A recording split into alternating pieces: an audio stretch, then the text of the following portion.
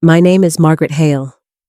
I am 68 years old, and my life has been tied to the same patch of Iowa soil for as long as I can remember. 4 generations of my family worked this land before me, and I always believed it would pass on to my son when my time was done. But life has a way of testing your faith in bloodlines. I still remember that morning in the hospital, the fluorescent lights humming overhead, the sharp smell of disinfectant filling the air. My son Ethan stood there, not with tenderness or fear in his eyes, but with the cold satisfaction of someone who had just finished a business deal. He told me he had already sold our family farm. To him, it was just paperwork, signatures, and quick money. To me, it was like hearing he had cut the roots from a tree that had stood a century.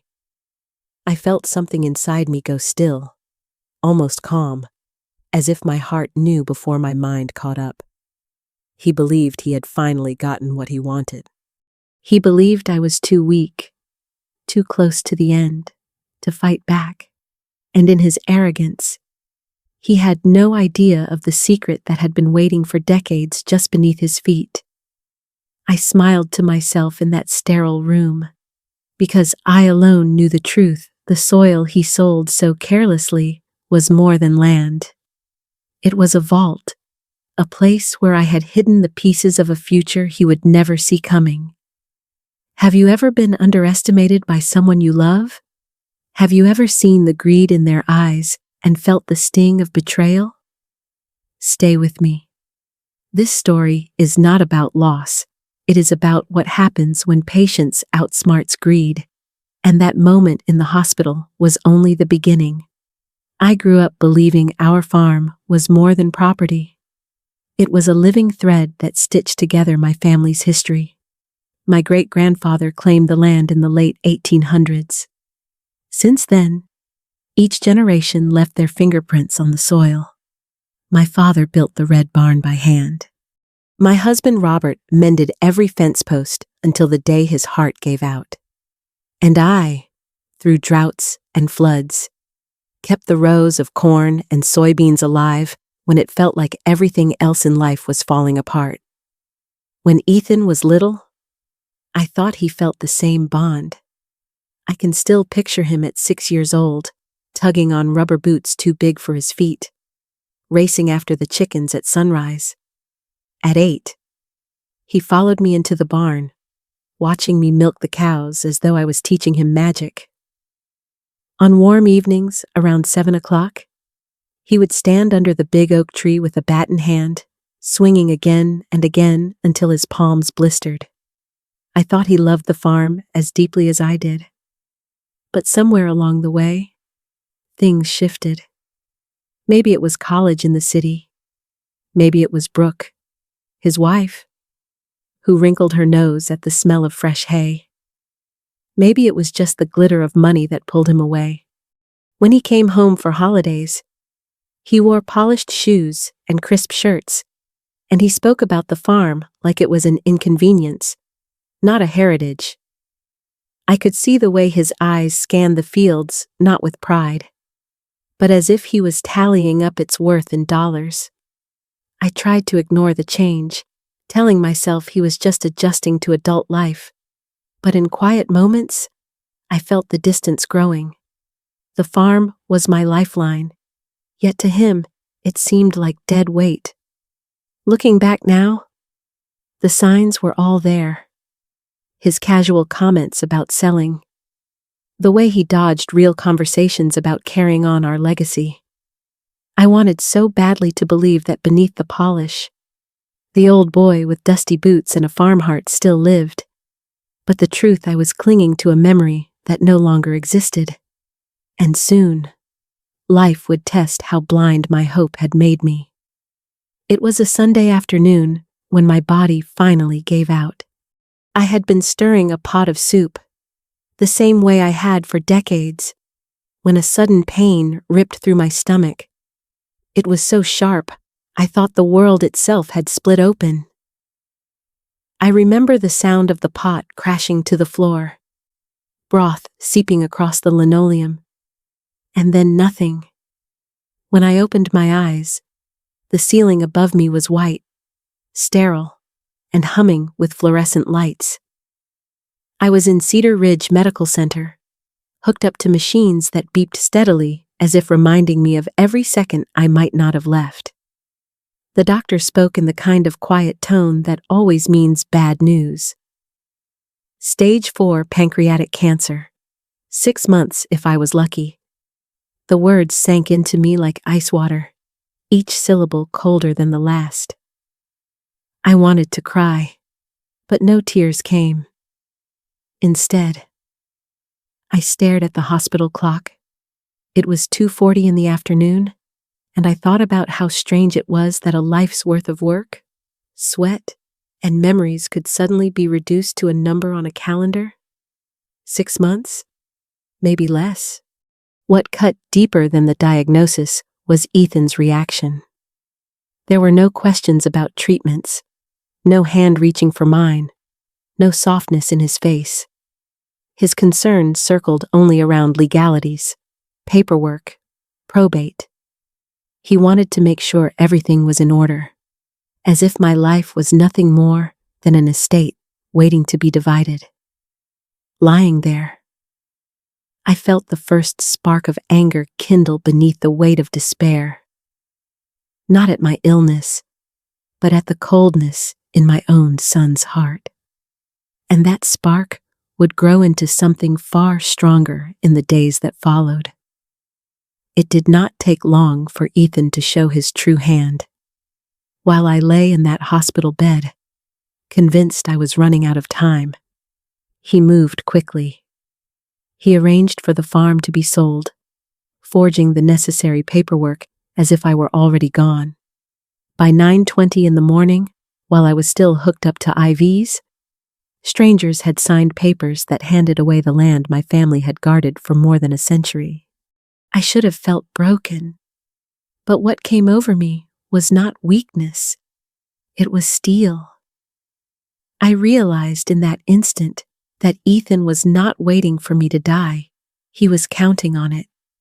And that realization turned my despair into fire. As I watched him scroll through the real estate documents, smiling like he had won, I made a decision. I would not rage. I would not beg. Instead, I would play the role he expected a frail mother too close to death to resist. But deep inside, I promised myself I would not leave this world stripped of my dignity. And so, I let a small smile touch my lips. I thought of the nights I had dug quietly beneath the moonlight years ago, placing sealed containers in the soil like secret seeds. Ethan believed the farm was nothing more than land and timber and an old house ready to be cashed in. He had no idea that its real value lay hidden just a few feet below his shoes. That moment, I knew I was no longer a victim. I was a woman with a secret and a plan. He thought the game was over, but he had not even realized I was still playing. What came next would prove just how unprepared he was for the truth. Not long after Ethan's betrayal, when I had almost accepted the idea that my days were numbered, the truth arrived in the quietest way. It was 8:15 in the evening when Dr. Patel walked back into my room, her face carrying a weight that told me something had changed. She explained that the lab had mixed up my results. I did not have cancer. I was not dying in 6 months. What had torn me apart was nothing more than a severe infection, serious. Yes, but treatable with strong antibiotics. I sat there, stunned. I had braced myself for death, and suddenly, life had been handed back to me. It felt like the air itself had shifted, as though the walls of that sterile room had opened and let in a flood of light. In that moment, I understood two things. First, I was going home, not to die, but to heal. Second, Ethan had no idea. He still believed his mother was on her deathbed, and in his mind, the farm was gone for good. He thought the story was finished, but really, it had only begun. I decided then to keep the truth close to my chest, at least for a while, not out of cruelty, but out of resolve. Sometimes the best way to show someone who they truly are is to let them reveal it themselves. Ethan's greed had already spoken louder than any words. Now it was time for me to listen and prepare. Because I was not dying. I was very much alive. And alive. I was far more dangerous to his schemes than he could imagine. When I left the hospital a few days later, I was not returning home to wait for the end. I was returning with purpose. Ethan thought he had closed the book on me, but really, I was only turning the page to a new chapter. I sat at my kitchen table that first night back, the scent of antiseptic still clinging to me, and let my mind wander back to 1995. Robert had died suddenly, leaving me with debt I hadn't known existed.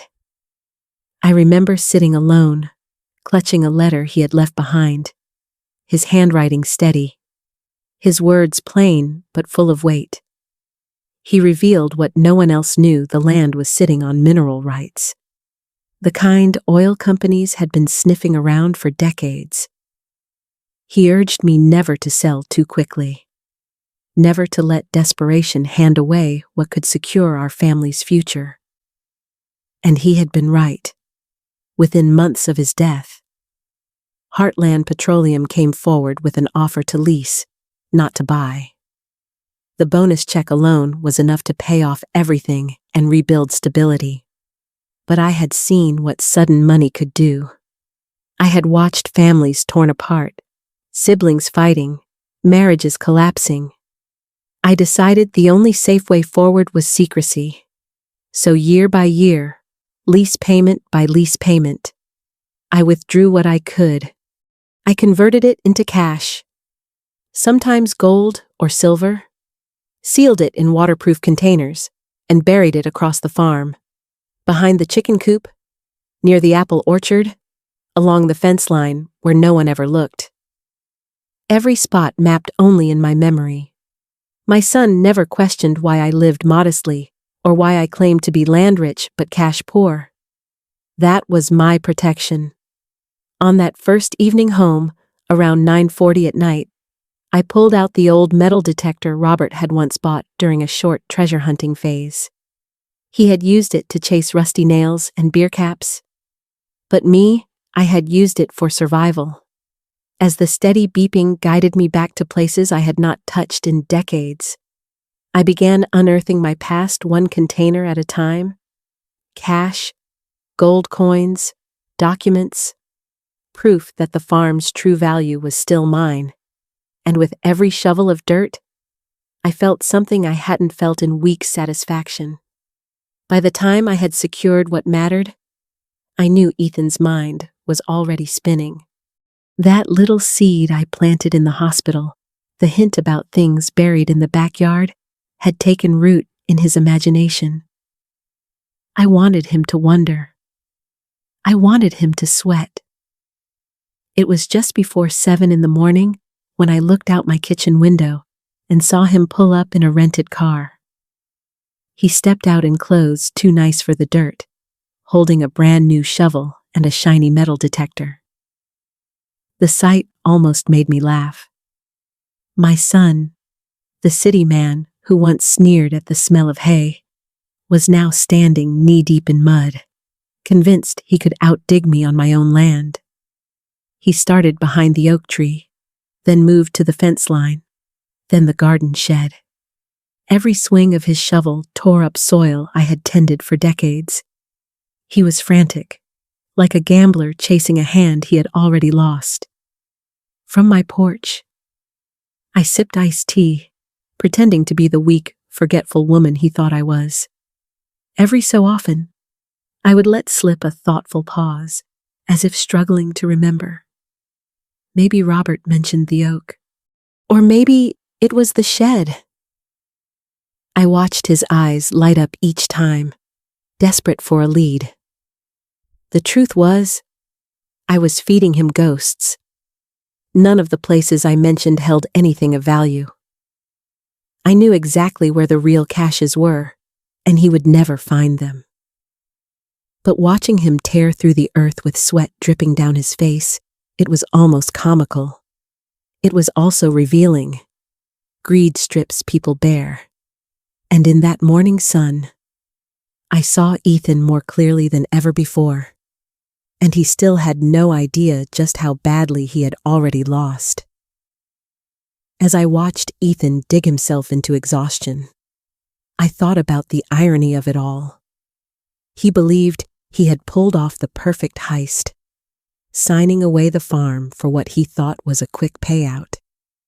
In his mind, I was too weak to notice, too close to the grave to resist. But what he never understood was the difference between land and rights. The papers he forged handed over the surface, the house, the barns, the fields. But they did not erase what Robert had secured for me decades ago. The mineral lease with Heartland Petroleum was binding, written to survive any sale of the land. By law, those agreements remained intact, and the payments flowed to whoever held the original documentation. And I still held every piece of it, tucked safely away in my recovered caches. Ethan thought he had sold a tired old farm for $5,000. He congratulated himself for squeezing value from something he believed was dying along with me. What he truly sold was just soil and lumber, while the veins beneath worth millions remained mine. When I pieced it all together, I felt a mix of fury and satisfaction. Fury at the betrayal, but satisfaction that greed had blinded him so badly. He had traded away a money stream that would have carried him and his family for generations. I held the proof in my hands. He held nothing but regret waiting to surface. And soon, that regret would push him to admit more than he ever intended. One afternoon, around 3:20, the sun poured across the porch in that heavy golden way it does in late summer. Ethan stood there, mud still clinging to his shoes, his face pale and drawn. For the first time, I saw not confidence, not calculation, but panic. He tried to explain himself, though no words were necessary. His voice wavered as he admitted he had expedited the process, that he had signed my name when I was lying in that hospital bed. He spoke of probate and fees as if those technicalities could excuse the fraud. Then, with his head low, he admitted the number out loud, $5,000. That was the price he had put on 4 generations of sweat and sacrifice. But what struck me most was what came next. When I asked, in the silence of my own mind, how much of that money he still had, I already knew the answer. His shoulders sagged under the weight of truth. The money was gone. A mortgage paid off. Renovations for Brooke's kitchen. College funds for the boys. Risky investments that had swallowed more than they returned. He had already burned through what he had stolen. I stood a few steps away, listening, not interrupting, not screaming. My heart was heavy, but my mind was clear. This was no longer just betrayal, it was confession. He had spoken the words himself, and I made sure, quietly, that my phone recorded every syllable, not for revenge, but for proof. For years I had told myself Ethan was still the boy in muddy boots, the child who once followed me through the fields. That afternoon, I understood. That boy was gone. In his place stood a man who had gambled away his own inheritance and called it foresight. And from that moment, I knew I was ready to move from endurance to action. After Ethan's confession, I knew emotion alone would not protect me. I needed proof that could withstand lawyers and courts. That was when I reached out to Dana Whitaker, a woman whose reputation for precision and relentlessness was exactly what I needed. She listened to my story with sharp eyes, taking notes as if each detail was a nail in a coffin. She assured me we had a case: fraud, forgery, elder abuse, but she reminded me that patience would strengthen every step, so I played my part. To Ethan, I remained the frail mother, fading by the day. But behind that mask, Dana and her team began building a fortress of evidence. One morning, around 11:25, Ethan came by when he thought I was at a doctor's appointment. He rifled through my drawers, pawed through my papers, even examined my prescription bottles.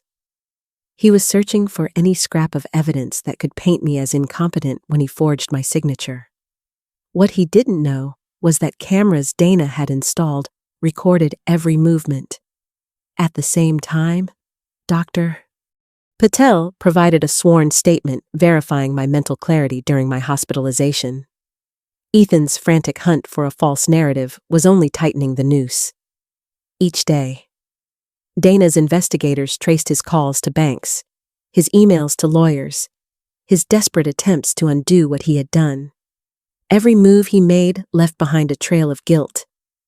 And I knew, with quiet certainty, that he was digging his own grave, one mistake at a time. It all came to a head on a Thursday morning at 9:30.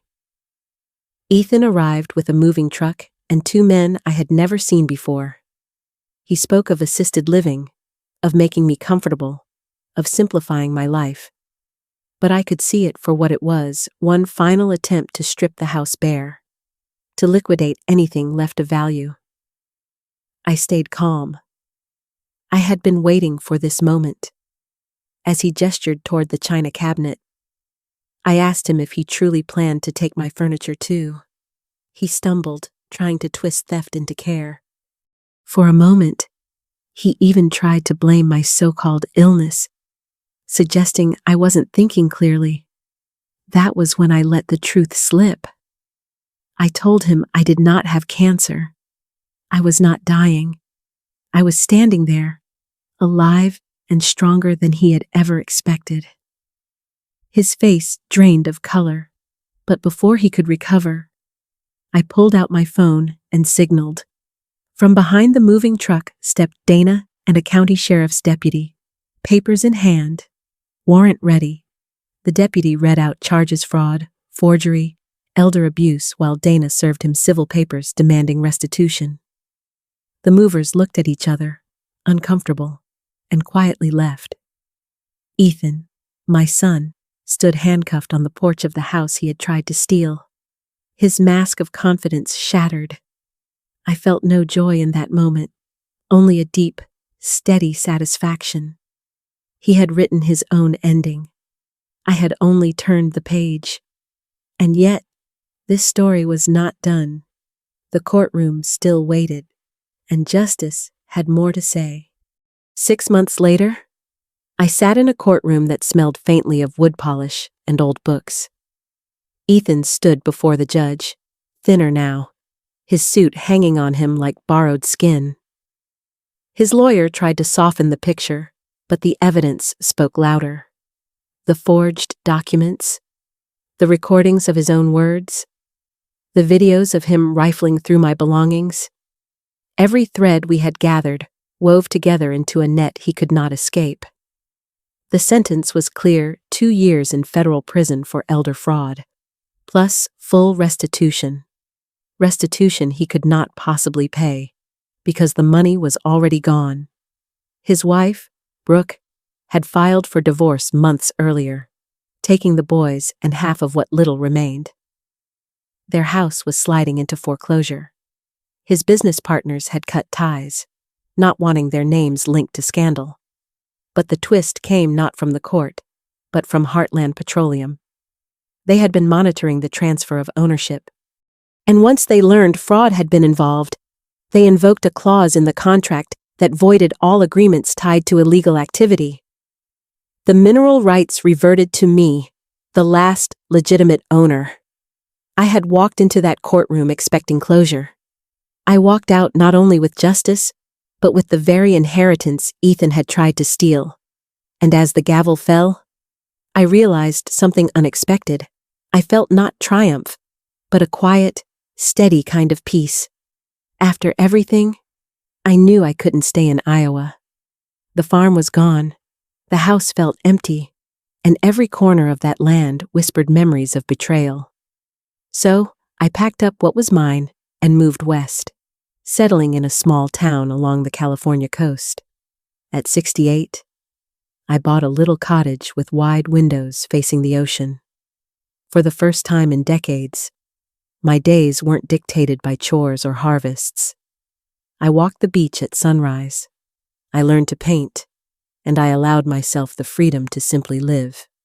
The mineral rights payments arrived steadily, a quiet reminder that Robert's wisdom still protected me. But what mattered more was the peace of choosing my own life, on my own terms. Sometimes, starting over doesn't mean erasing the past. It means carrying its lessons into a future you finally get to write for yourself. Looking back now, I realize the greatest loss wasn't the farm itself, it was the boy I once knew. The son who used to follow me barefoot through rows of corn. Somewhere along the way, greed replaced gratitude, and I had to face the hardest truth a mother can love doesn't excuse betrayal. But in losing him, I found something else. I found freedom. I found the strength to choose myself, to protect what mattered, and to finally live a life that was mine. Justice gave me closure, but wisdom gave me peace. If there's one lesson in my story, it's this: sometimes family is bound not by blood, but by loyalty. And when someone shows you who they truly are, believe them. Thank you for listening to my journey. If my story touched you, share it. Leave a comment and let others know they are not alone.